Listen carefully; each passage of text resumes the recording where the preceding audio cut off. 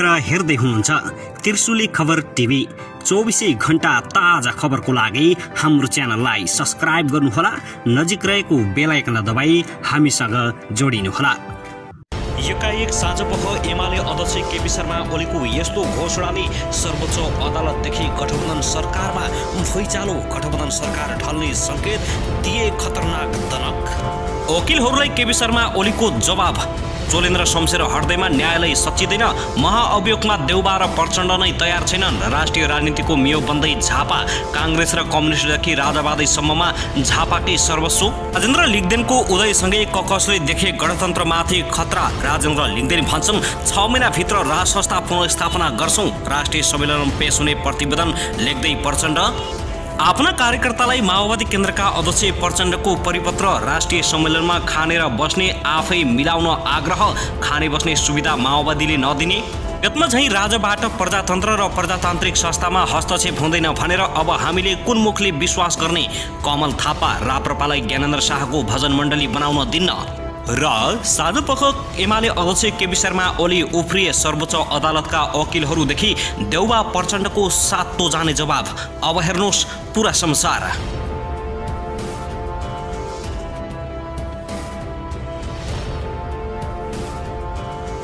दर्शकबिन नमस्कार, तपाईहरुलाई हार्दिक स्वागत छ हाम्रो च्यानल त्रिशुली खबर टिभीमा।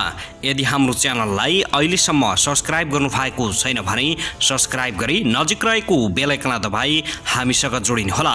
दर्शकबिन फेरि पनि हामी तपाईहरुमाझ निकै महत्त्वपूर्ण खबरका साथ उपस्थित भइसकेका छौं। यो भिडियोलाई अन्तिमसम्म हेरी हामीले साथ दिनुहोला। दर्शकबिन हाम्रो मेहनतको लागि एउटा सानो लाइक गर्न भने नभुल्नुहोला। कहाँदेखि हेर्दै हुनुहुन्छ, के भन्न चाहनुहुन्छ, अब मनमा लागेका प्रतिक्रियाहरू अवश्य पनि राख्नुहोला। दर्शकबिन अब लागौं पहिलो खबरतर्फ। नेकपा एमालेका अध्यक्ष केपी शर्मा ओलीले प्रधान न्यायाधीश चोलेन्द्र शमशेर जबराले मात्रै महाअभियोग लगाएर न्यायालयमा देखिएको समस्या समाधान नहुने बताएका छन्। आज बालकोट पुगेका नेपाल बार एसोसिएसनका पदाधिकारी र सदस्यहरूको छलफलमा ओलीले जबराको राजीनामा वा महाअभियोगले मात्रै न्यायिक सुधार नहुने बताएका हुन्। जबरा विरुद्ध चरणबद्ध आन्दोलन गर्दै आएको नेपाल बारले यसअघि प्रधानमन्त्री शेरबहादुर देउबा, नेकपा माओवादी केन्द्रका अध्यक्ष पुष्पकमल दाहाल प्रचण्ड, नेकपा एकीकृत समाजवादी पार्टीका अध्यक्ष माधव कुमार नेपाल लगायतका नेतासँग भेटेर अदालतको समस्या र बारको मागबारे अवगत गराएका थिए। आजको भेटमा बार सदस्यहरूले एमाले अध्यक्ष ओलीलाई जबरालाई महाअभियोग लगाउन सहयोग मागेका छन्। वरिष्ठ अधिवक्ता शम्भु थापाले ओलीलाई जबरालाई महाअभियोग लगाउनु पर्नेका कारणका बारेमा ब्रिफिङ गराएका थिए। जवाफमा ओलीले भने प्रधान न्यायाधीशलाई महाअभियोग लगाउँदैमा वा उनको राजीनामाले मात्रै न्याय क्षेत्रमा देखिएको समस्या सुधार नहुने बताएका छन्। बारसँग ओलीले आफ्नो पुरानै अडान पनि दोहोऱ्याएका छन्। ओलीले महाअभियोग लगाउने भए असार 28 मा भएको फैसला गर्ने सबै न्यायाधीशलाई महाअभियोग लगाउनु पर्ने बताउँदै आएका छन्। बारसँग पनि उनले फैसला गर्ने वा सबै न्यायाधीशलाई महाअभियोग लगाउनु पर्ने बताएका थिए। ओलीले प्रधान न्यायाधीशमाथि महाअभियोग नै लगाउनु पर्ने अवस्था भए पहिला सत्तारूढ गठबन्धनले प्रस्ताव ल्याउनु पर्ने बताएका छन्। गठबन्धनले प्रस्ताव ल्याए मात्रै आफूहरूले त्यसबारेमा राय बनाउने सन्देश ओलीले बार पदाधिकारीलाई दिएका छन्। उहाँहरूसँग बहुमत छ, हामीसँग सङ्ख्या छैन। उहाँहरूको प्रस्ताव आए हामी छलफल गरेर निष्कर्ष निकाल्छौँ, ओलीले भनेका छन्।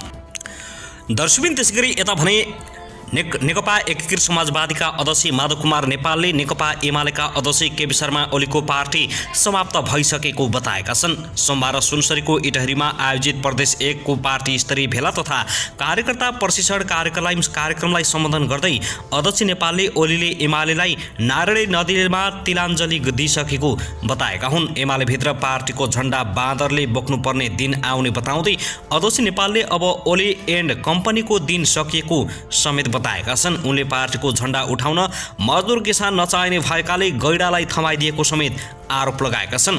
अध्यक्ष माधव कुमार नेपालले एमाले भन्दा आफ्नो पार्टी देशभर मजबुत बन्दै गएको समेत दाबी गरेका छन्। उनले गठबन्धनको सरकारमा सहभागी दलका अघि ओलीको केही नलाग्ने ठोकुवा गरेका छन्। अध्यक्ष नेपालले भने त्यो जमात अब क्रान्तिकारी रहेन, कम्युनिस्ट चरित्रलाई कायम राख्न सकेन। मार्क्सवादको मूल्य र मान्यतासँगै जनताको बहुदलीय मूल्य र मान्यतालाई तिलाञ्जली दिएको छ।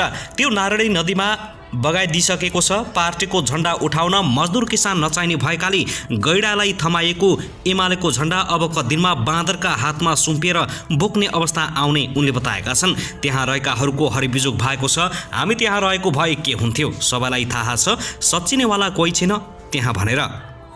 अध्यक्ष नेपालले एमालेभित्र रहेका नेताहरूको हविगत निल्नु न ओकल्नुको अवस्थामा पुगेको बताउँदै अबका दिनमा राप्रपा एमाले र लोकतान्त्रिक समाजवादी एक हुने दाबी गरेका छन्।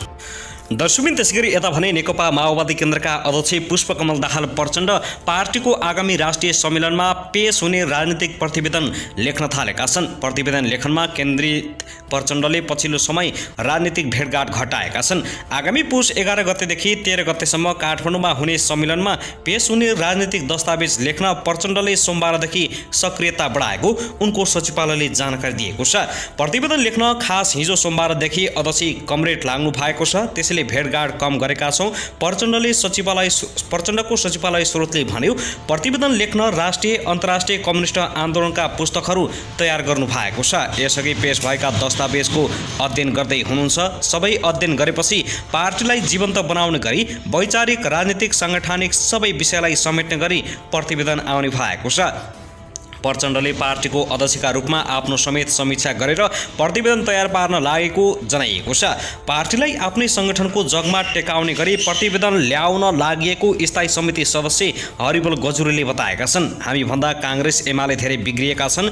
उनीहरू भन्दा हामी राजनीतिक सांगठनिक वैचारिक र सांस्कृतिक रूपमा कसरी फरक हुने भन्ने प्रश्न छ। गजुरेले भने ती सबै विषयहरूलाई चिर्ने गरी अध्यक्षले राजनीतिक प्रतिवेदन ल्याउनुहुन्छ भनेछ।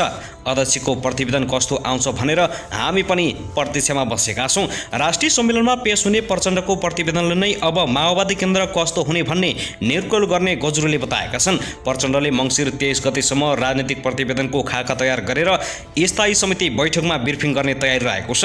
सोमबारदेखि मात्रै अध्यक्ष कमरेड प्रतिवेदन लेख्न बस्नु भएको हो। सबै प्रतिवेदन 23 गतेको स्थायी समितिसम्म सकिँदैछ होला।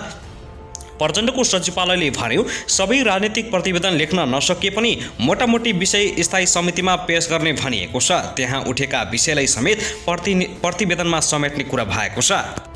दर्शकबिन त्यसैगरी राष्ट्रिय प्रजातन्त्र पार्टीका निवर्तमान अध्यक्ष कमल थापाले चुनावी राजनीतिमा पूर्व राजा परिवारको हस्तक्षेपले राजसंस्थाप्रतिको आफ्नो मान्यतामै गम्भीर आघात पुगेको बताएका छन्। बुधबार एक विज्ञप्ति निकाल्दै थापाले यसअघि निर्मल निवास र पूर्व राजा ज्ञानेन्द्रकै कारण पार्टी फुटेको दावी गरेका हुन्। पार्टीभित्रको आन्तरिक प्रतिस्पर्धामा निर्मल निवासको अवाच्छिक र अमर्यादित हस्तक्षेपले राजसंस्था सम्बन्धी मेरो र राप्रपाको आधारभूत मान्यतामाथि नै गम्भीर आघात पुगेको छ। उनले भनेका छन्, राप्रपाले परिकल्पना गरेको राजसंस्था एउटा आदर्श अभिभावकको रूपमा रहने सम्मानित संस्था हो। चुनावी राजनीति भन्दा माथि उठेको सम्पूर्ण नेपालीहरूको साझा र तटस्थ संस्थाको रूपमा हामीले राजसंस्थाको वकालत गरेका हौं। राप्रपाको केन्द्रीय निर्वाचनमा अध्यक्ष पदमा उठेका थापा पराजित भएपछि उनले निर्मल निवास र पूर्व राजा ज्ञानेन्द्र नै आफूलाई हराउन लागि परेको आरोप लगाएका छन्। थापाले राजसंस्था पुनर्बहाली भएको अवस्थामा पनि अन्य पार्टी र राजनीतिमा राजपरिवारको हस्तक्षेप हुने छैन भन्ने अवस्था नरहेको पनि ठोकुवा गरेका छन्।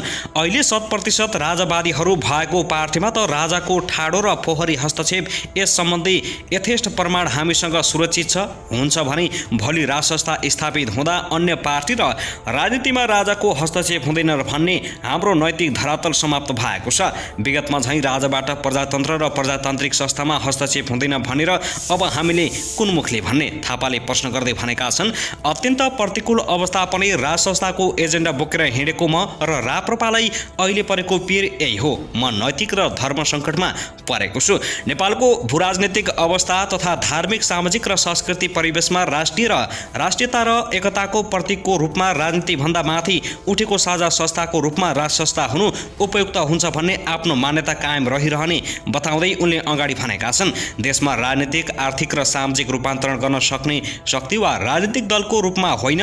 राप्रपालाई भजन मण्डली बनाउने गलत नियत राखेर मलाई राजनीतिक रूपमा समाप्त पार्न खोजेको तथ्य स्पष्ट छ। राप्रपालाई भजन मण्डली बनाउने निर्मल निवासको यो योजना कहिले सफल हुन दिनेछौँ। आफू खेलाडी भएकाले हार र जितलाई स्वाभाविक रूपमा लिने र अर्को प्रतिस्पर्धाका लागि तयारी गर्ने उल्लेख गर्दै थापाले पार्टीलाई रिमोट कन्ट्रोलबाट चलाउन चाहने निर्मम निवासको योजनाका बारेमा अब पार्टीभित्र बहस सुरु हुने बताएका छन्।